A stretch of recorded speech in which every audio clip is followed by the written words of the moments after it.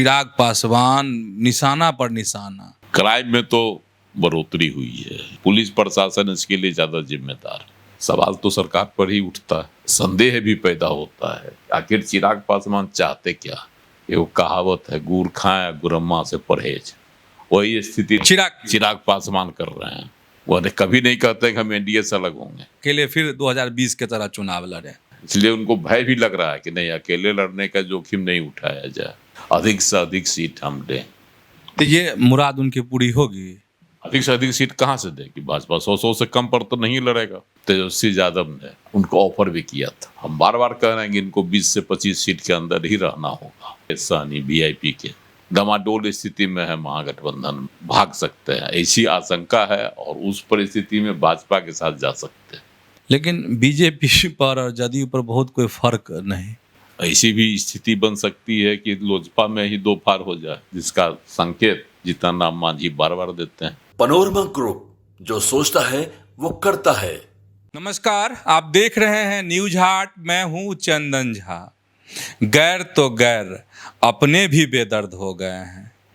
किनके लिए? तो नीतीश के लिए। तो आज इसी खबर को समझिए, और इस खबर पर हमारे साथ बात करने के लिए हैं वरिष्ठ पत्रकार अजय मिश्र। सर, आपका इस कार्यक्रम में स्वागत है।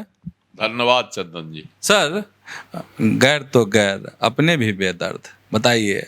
एकदम चिराग पासवान निशाना पर निशाना, गर्दा उड़ाए हुए हैं नीतीश कुमार का, एनडीए की सरकार का, अपनी ही सरकार का।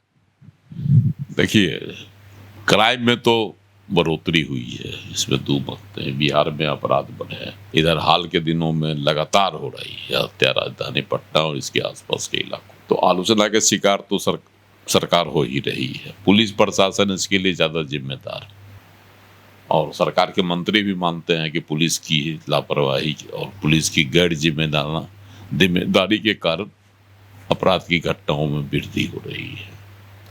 और चिराग पासवान तो हैं एनडीए सरकार के साथ गठबंधन में, लेकिन उनका रवैया विपक्ष से भी आक्रामक। तेजस्वी यादव और विपक्ष के अन्य नेता तो अपराध में बढ़ोतरी को लेकर सरकार पर की खिंचाई कर ही रहे। चिराग पासवान भी लगातार नीतीश कुमार की सरकार पर, नीतीश कुमार पर एकदम प्रहार करते रहते हैं। गोपाल खेमका हत्याकांड के बाद तो उन्होंने कहा था कि लॉ एंड ऑर्डर की स्थिति एकदम खत्म बिहार में, और मुजफ्फरपुर में जो हुआ था दलित महिला बच्ची के साथ रेप वाला हत्या मौत जो कहानी उसकी हुई थी, उसमें भी उन्होंने कहा था कि एकदम सरकार फेल्योर।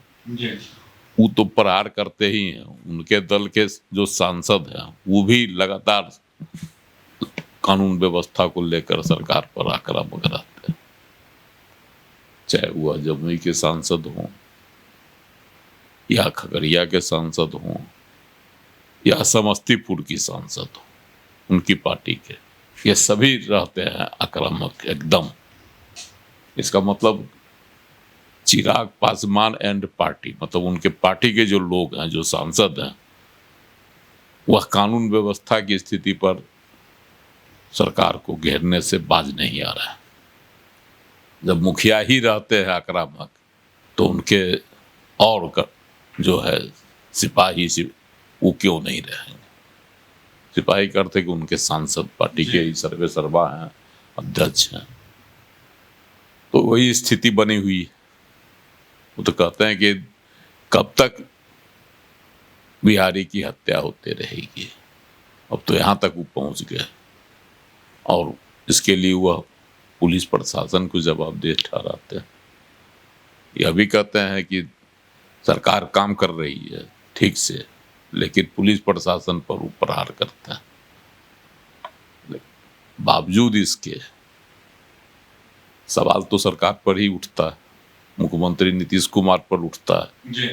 इस परिस्थिति में विपक्ष को आक्रामक होने का और मौका मिलता है, और दूसरी ओर यह संदेह भी पैदा होता है आखिर चिराग पासवान चाहते क्या।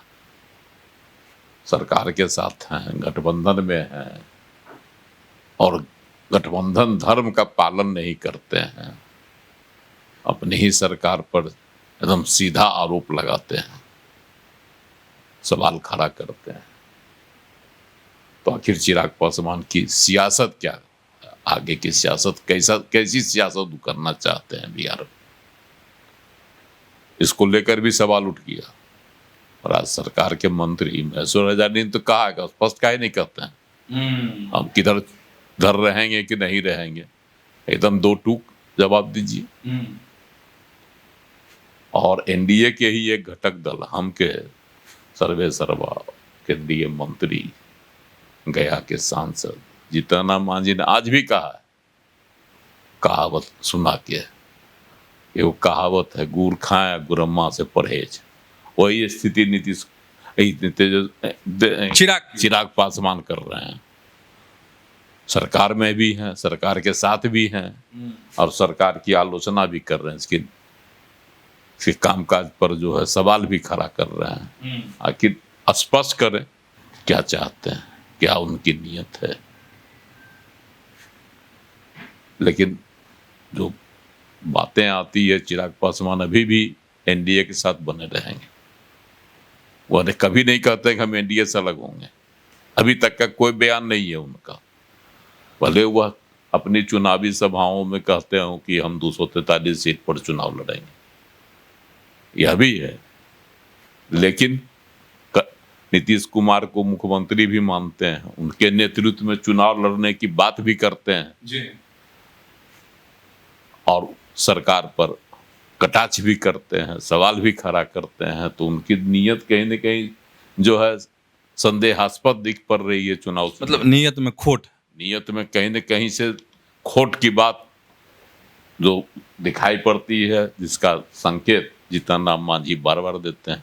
तो सर मतलब क्या है इसका अर्थ, क्या निकलता है कि चिराग चाहते हैं कि सब हमको मतलब ये कर दे, एनडीए से सब मिल के निकाल दे, ताकि अगर हम बाहर जाएं भी, चूंकि वह कहते हैं कि हम 243 सीट पर लड़ेंगे, हाँ, या सब सीट पर ऐसा समझा जाएगा, हमारे कार्यकर्ता समझेंगे कि सब जगह चिरागे पासवान लड़ रहे हैं, तो मतलब उनके मन में क्या कि निकल जाएं और हम सब अकेले फिर 2020 के तरह चुनाव लड़ें। देखिए, 2020 की तरह चुनाव लड़ने का इरादा अगर चिराग पासवान का होता तो वो अलग हो गए रहते। 2020 की अपनी दुर्गति वह देख चुके हैं, बहुत उम्मीद के साथ चुनाव मैदान में उतरे थे और आरोप लगाया था कि भाजपा के लोगों ने उनको ऐसा करने के लिए कहा था और अप्रत्यक्ष तौर पर जो है मदद भी की थी। खामियाजा उठाना पड़ा नीतीश कुमार को, यह सही है, लेकिन घाटा भाजपा को भी हुआ था कई सीटों पर, और फायदा हो गया था विपक्षी पार्टी राजद को, तेजस्वी यादव को। ऐसे 15 से 20 सीटें हैं जहां चिराग पासवान ने वोट काट ली और एनडीए की हार हो गई एकदम, मतलब जहां एक अच्छे मार्जिन से हार हुई और चिराग पासवान अच्छी संख्या में, अच्छी संख्या में वोट काट लिए थे उनके कैंडिडेट, तो इस वजह से हुई। तो हो सकता है चिराग पासवान को यह गुमान भी हो कि हम अगर इस तरह का हमारे साथ अगर मेरी बातें नहीं मानी गई एनडीए में, तो हम 2020 का खेला कर सकते हैं और फिर मुंह की खानी पड़ जाएगी भाजपा और नीतीश कुमार को। यह उनकी मंशा हो सकती है, लेकिन उनको एक भय भी सता रहा है कि चूंकि 2020 में उतना दमखम के साथ लड़े और प्रत्यक्ष स्तर पर जो आरोप लगा था भाजपा पर कि भाजपा ने मदद भी की थी, उस परिस्थिति में वह मात्र 1 सीट जीते, हरा दिए, लेकिन खुद भी विधायक विहीन बनकर रह गए। वह भी विधायक जो जीते मटियानी को, वह भी जदयू में चले गए। तो इनके साथ स्थिति 2020 की क्या हुई इसको देखे हुए हैं, इसलिए उनको भय भी लग रहा है कि नहीं, अकेले लड़ने का जोखिम नहीं उठाया जाए, और तेजस्वी के साथ जा नहीं सकते हैं। और तेजस्वी ने तो शुरुआत में कुछ ऑफर भी दिया था, जब वह लग रहा था कि चिराग पासवान अलग हो जाएंगे। एक बीच में ऐसा बवंडर हुआ था सियासी कि चिराग पासवान अलग हो जाएंगे की बातें आ रही थी। तो उस दौरान जो है क्या कहता है, तेजस्वी यादव ने उनको ऑफर भी किया था, लेकिन चिराग पासवान अपना कदम खींच लिए। यह उनकी चालाकी उस समय कही गई थी, लेकिन ऐसी परिस्थिति में महागठबंधन के साथ न वो जा सकते हैं। जितनी सीट की उनकी इच्छा है महागठबंधन वह पूरी होने वाली नहीं, और तेजस्वी यादव नहीं चाहेंगे कि ऐसे महत्वाकांक्षी को अपने साथ रखें जो भविष्य में पार्टी के लिए हानिकारक हो, महागठबंधन के लिए। तो उधर कोई संभावना नहीं। अकेले लड़ेंगे तो 2020 का हाल होने का डर है। तो महागठबंधन एनडीए के साथ तो वो रहेंगे ही, उनकी मजबूरी है, लेकिन खींचतान का जो है, यह जो दबाव की राजनीति है, सरकार की आलोचना करने का अर्थ है दबाव की राजनीति। अधिक से अधिक सीट हम दें, तो ये मुराद उनकी पूरी होगी। अधिक से अधिक सीट कहाँ से देगी? भाजपा 100 से कम पर तो नहीं लड़ेगा, न भाजपा लड़ेगी न जदयू लड़ेगा। उस परिस्थिति में बसता कितना है? 43 को सीट। तो 43 सीट में जीतन राम मांझी भी लेंगे, उपेंद्र कुशवाहा भी लेंगे, तो इनको उतनी सीट कहाँ से मिलेगी जितनी चाह रहे हैं। हम बार बार कह रहे हैं कि इनको 20 से 25 सीट के अंदर ही रहना होगा, उसी दायरे में इनको इनकी हिस्सेदारी बनेगी। बाकी जो सीटें बचेगी उसमें हिस्सेदार होंगे जीतन राम मांझी और उपेंद्र कुशवाहा, या कोई और अगर पार्टी में शामिल होने के ललायत हों, इच्छुक हों। जैसे कभी कभी बात आती है मुकेश सहनी वीआईपी के, वह भी डमाडोल स्थिति में है महागठबंधन में। जैसे वो दावा बड़ा बड़ा महागठबंधन में करते हैं कि हम मुख्यमंत्री बनेंगे, हर मीटिंग सभा में रहते हैं, तेजस्वी के अगल बगल रहते हैं, एकदम करीब रहते हैं। अभी जो बंद हुआ था, क्या क्या था ना, वोटर लिस्ट पुनरीक्षण वहाँ बिहार बंद, उसमें जो हुआ प्रदर्शन, उसमें भी मंच पर एकदम थे, ये भी थे राहुल गांधी के साथ, तेजस्वी के साथ, मुकेश सहनी भी थे एकदम सवार टड़कनुमा रथ पर। तो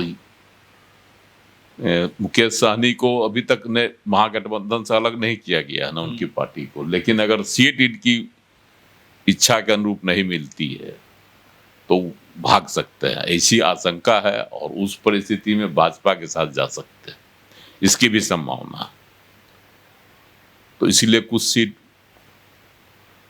एनडीए में ऐसे भगोरे दल के लिए भी रखी जा सकती है, इसकी भी संभावना है। था फिर बंटवारा में हुआ सीट जिसके हिस्से में आए, उस परिस्थिति में चिराग पासवान को हम क्या बोलते हैं, 20 से 25 से अधिक सीट कहाँ से मिल पाएगी? अच्छा सर, चिराग और उनकी पार्टी के नेता लगातार फुफकारते रहते हैं, लेकिन बीजेपी पर और जदयू पर बहुत कोई फर्क नहीं। जदयू और बीजेपी एकदम मन बनाए हुए इस बार पिछले वाली स्थिति नहीं होगी 2020 वाली, कि इनको बीजेपी मदद करेगी। इस बार बीजेपी भी मदद नहीं करेगी। अगर एनडीए से हटते हैं तो इनको बहुत घाटा होगा। तो केंद्रीय की मंत्री पद चला जाएगा। ठीक है, केंद्र में 5 सांसद की जरूरत है, अल्पसंख्यक अल्पमत में सरकार है, बहुमत के लिए जरूरी है इनका समर्थन। लेकिन बावजूद इसके वह जोखिम चिराग पासवान नहीं उठाएंगे। 5 सांसद की भरपाई तो कहीं न कहीं से बीजेपी कर ही लेगी, और उसी परिस्थिति में तो ऐसी भी स्थिति बन सकती है कि लोजपा में ही 2 फार हो जाए। यह भी स्थिति बन सकती है। जब उस समय लोजपा को तोड़ दिया गया था। चिराग पासवान की पार्टी ही टूट जाएगी। अगर ऐसे हालात बनते हैं तब उस परिस्थिति में तो तोड़फोड़ से अमित शाह तो रहेंगे नहीं, बाज नहीं आएंगे, कुछ एक सांसद टूट ही सकते हैं। ठीक है, तो आप समझ गए होंगे कि गैर तो गैर अपने कैसे बेदर्द हो गए हैं नीतीश कुमार के लिए। तो ऐसे ही जुड़े रहिए न्यूज़ हाट के साथ, खबरों से अपडेट रहिए। धन्यवाद, नमस्कार।